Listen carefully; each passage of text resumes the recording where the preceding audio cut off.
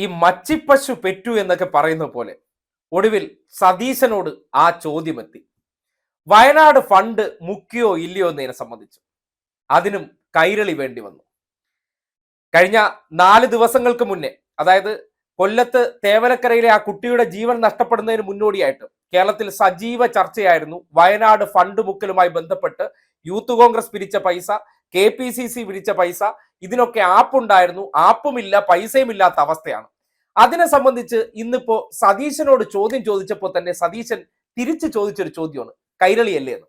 അതായത് കൈരളി മാത്രമേ ഇതിനെ സംബന്ധിച്ച് സതീശനോട് ചോദ്യം ചോദിക്കുള്ളൂ എന്ന് വളരെ കൃത്യമായി ബോധ്യപ്പെടുകയാണ്. അതായത് സതീശന് ഇത്തരം മുക്കലിനെല്ലാത്തിലും ഒപ്പം നിൽക്കുന്നത് ആരെന്ന് പറഞ്ഞാൽ ഈ കോലും പിടിച്ച് ചുറ്റാകെ നിൽക്കുന്ന ബാക്കിയുള്ളവരാണ്. അവരാരും ആ ചോദ്യം ചോദിക്കാതിരുന്ന സന്ദർഭത്തിൽ ഏറ്റവും ഒടുവിൽ കൈരളിയിൽ നിന്ന് ആപ്പ് എവിടെ എന്ന ചോദ്യം വന്നപ്പോൾ സതീശൻ ഉടനടി പറഞ്ഞ വാചകം കൃത്യമായിട്ട് കേൾക്കണം. അതിൽ ഒരു വാചകം സ്പെസിഫിക് ആയിട്ട് പറയുന്നുണ്ട്, സർക്കാരിന്റെ കയ്യിൽ ആ 742 കോടി രൂപ ഇല്ലേ എന്നുള്ള കാര്യം.